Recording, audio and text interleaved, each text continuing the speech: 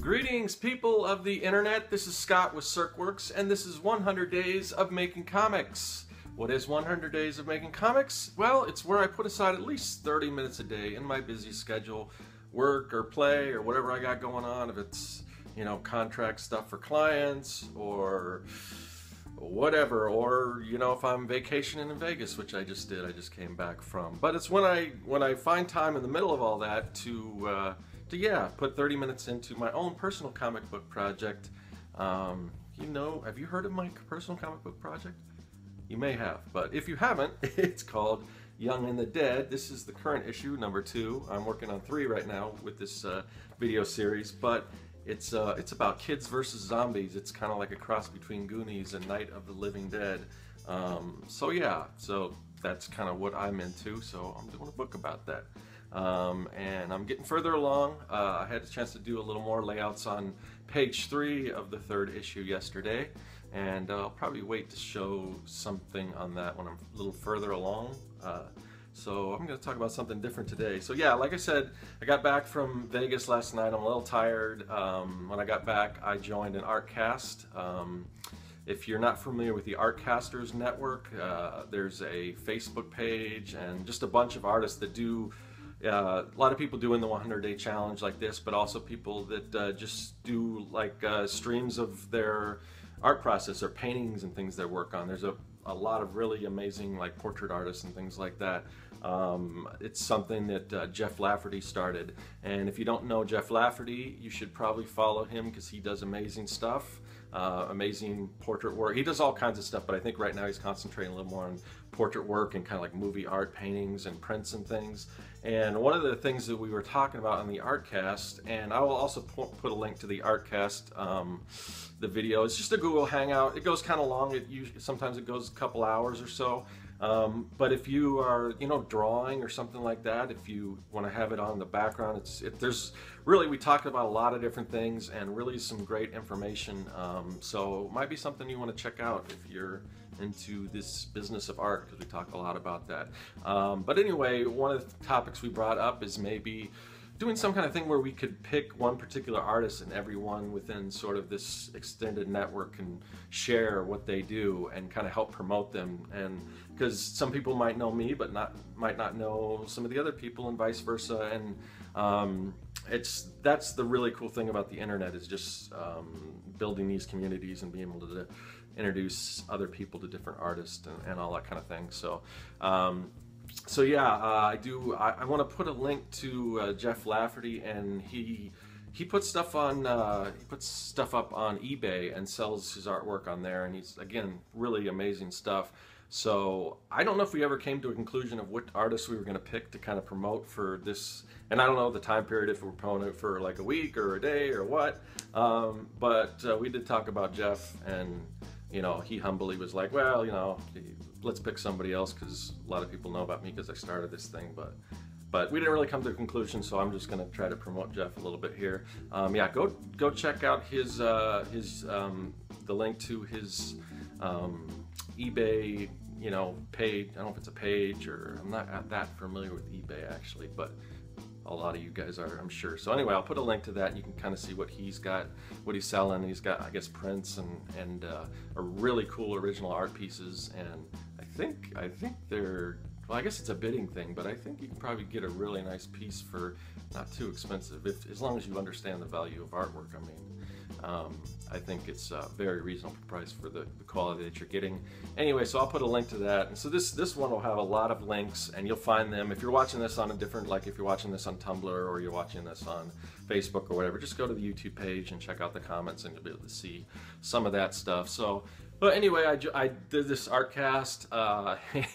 It started at, well, it was a little earlier from, like, some of the people on the East Coast, it was like started at like midnight for them. So we went a couple hours, but I was still tired just from the drive back and everything. And I had picked up my kids and did all this, running around once I got back. And we started the Artcast at I think at 9, and it went till around 12 something. It might be like, yeah, it might have been like 3 hours. Was it 3 hours? Wow. But anyway, so I'm kind of beat. I woke up early to take my kids to school and all that stuff. So if I like start fading in the middle of this this episode, please forgive me. But so before I get on to what I'm going to talk about today, I want to just quickly shill away for something real quick. I have a print that's available right now on TeeFury, and if you're familiar with TeeFury, they do like the daily t-shirts with a t-shirt design. So I submitted a design for one of the t-shirts, and they kind of thought that it would be better as a poster, a print. So they printed it. The problem was when they printed it way back when, it was like it was available for like, I don't know, I think they made it available for like a week or something. And the problem was you couldn't just order the print. It was like an add-on. You had to buy a t-shirt and then add on the print. But now it's available, and as far as I know, it's available. It's not like a limited thing. I mean, eventually they might take it off if it doesn't sell or whatever. So let's try to get this thing to sell. So anyway, so yeah, it's the print is called How to Kill Monsters, and I don't really have an example of what the TeeFury one looks like. I sell a similar print on my website, and this is the one I sell on my website. You can kind of see, and basically the gist of it is just all the different ways and all the different cliches and tropes on how to kill different monsters. You've got Godzilla, and whether it's Ghostbusters, Jaws, and vampires, King Kong, all that kind of stuff. So that's my version of it, and this was kind of hard to see on the screen, but it's kind of like a cream color. But the one on TeeFury it's like black on gray and red, and a little different logo. And there's actually a couple, or there's another. There's one extra thing that I put on here, one extra character. I think it's from War of the Worlds, so like it would be the virus. But yeah, it's real handy if you ever are in a situation where you encounter monsters. Sorry for the glare there, but yeah, if you need to know how to kill monsters in a pinch, this is really handy reference for you to have. So, but yeah, so this one's on my website. It's a little more expensive on my website, which I make a few more bucks from my website, but I still want to promote the TeeFury one. It's only like 11 bucks. So if that sounds like something you might be interested in, I will put a link to that on it. But that being said, let me get on to what I'm talking about today. So over the weekend when I was in Vegas, I didn't have a lot of time to draw on my comic, but what I was working on was just collecting references and things like that via Pinterest. And I'll kind of show you my Pinterest board in a little bit and show you kind of how I organize all that stuff. But I wanted to show you some other references that you can use, just traditional type stuff. So hold on, let me see. So I don't know if you guys are familiar. This is, I don't use these much anymore, but I just thought it was fun. Back before the internet, I used to work kind of in the ad world, and we got these things called stock photo books, and I don't know if any of you guys remember this. I'm itching for some reason today. All right, so yeah, just these big catalogs of these are like stock photos that you could order and things like this, but they made great references back then. They're not so, I mean, Google image search is so much easier nowadays, but that's way before the internet. That's what I used, was these. And it's kind of just, you have to go through the whole thing. It's not like you could type in anything in particular and find it, and it's not really, I think there's an index in the back, and that's how we had to do this back in the days, kids. So just be thankful that you have the internet. But some traditional sources I still use. You can tell by how weathered this book is. This is called, this is the Macmillan Visual Dictionary, and I assume they still make these. I'm not positive, but you might be able to find a used one if they don't. But these are really cool because it's just got everything under the sun, and it's all, this is a cityscape, different things that you might not even know what they're called, or like if you ever wanted to know what the inside of an air conditioning unit looks like, and it's all labeled, so it tells what every different thing is. I use this a lot if I'm drawing something that's like been crushed or destroyed. If you've got I just did a scene in my book where a character throws a boombox at somebody and it breaks apart, so I had to kind of figure out what all those different little pieces look like in there. So something like that would be helpful. But it's got everything, different kind of furniture, and you can find a lot of stuff online, sure, but some of this, like I said, it's real convenient the way everything's labeled. Different clothing items. There's some lingerie, woo! Some baby clothes. So the clothing, And then it's, you know, different, this is the communications, so you got different kinds of pens, tripods, cameras. And the thing about this is it kind of boils down, because a lot of times when you're drawing stuff, you want it to be easily recognizable, so you want it to be really cliche. And if you search something like a video camera or something online, you're going to see a lot of different versions of that, and some are more modern. And the more modern things get and the more things go towards the digital age, it's kind of hard to create something that's a little more cliche, that's easily recognizable. So the stuff in this book is like, kind of boils it down to what a generic type, whatever that item is, the most generic version, like say a plane. And you know, you've got the cutaway, and it tells what everything is, all the different, you've got the rudder back here, the fin, the tail, it explains all this stuff. So I use this quite a bit. It's really, and so this version, this Macmillan version, it's all illustrative. These are all probably done in Illustrator. They're all, you know, like vector renderings, really tight and really, really specific. There's like I don't know if that's some kind of a turbine or something like that. But yeah, so this Macmillan Visual Dictionary, this is very old. Hopefully they still make them, but I use this all the time. And there's another brand, and this one's really good too. This one is the Dorling Kindersley Ultimate Visual Dictionary. And again, this is fairly old too. The difference between this one and the other one is this one is all mostly photographs, unless it's something like a dinosaur. Obviously, there's no, but it's done with like models and things. So it looks.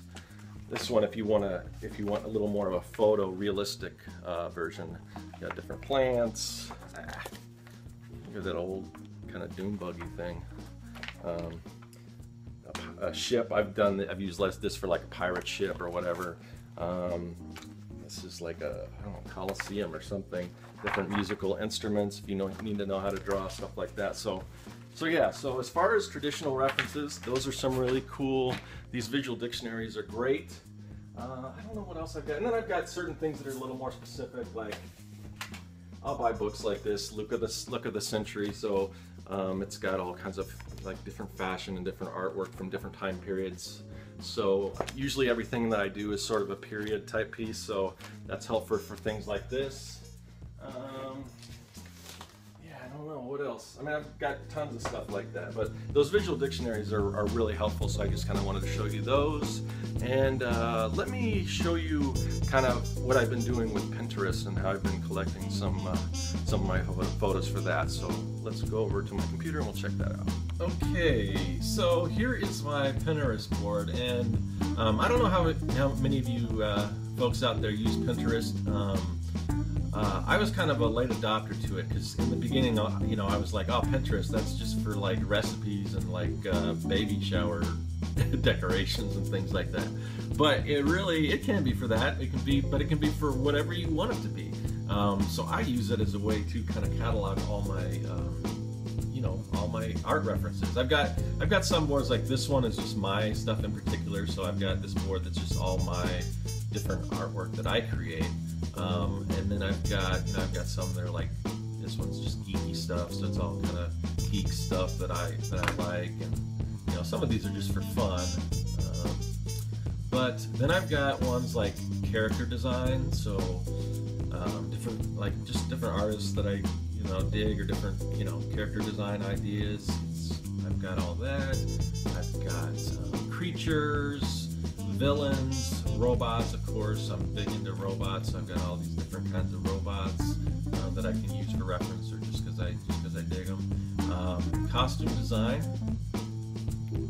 Different costumes from different eras and things like that. That's very helpful. I don't know how well you guys can see this, because I'm not. It would be better if I did a screen share. But then I've got animals and automobiles and architecture and like weapons. So here's some cool weapons if I need to know how to draw different kinds of weapons. So I mean, it's just, and you can just keep building and building and building. Now I got spaceships and space, retro future, which a lot of my stuff is.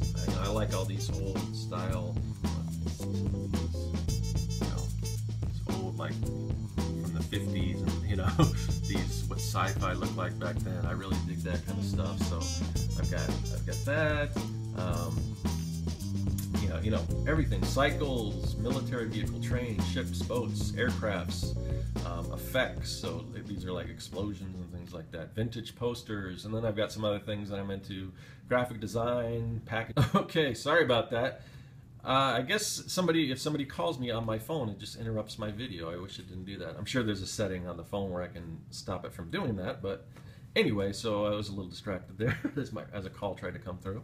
Okay, so anyway, where was I? Yeah, so I've got different things. There's backgrounds and just all kinds of stuff, UI design. But then you can also create these hidden boards. They're secret, so they're locked. So no one can see these but me.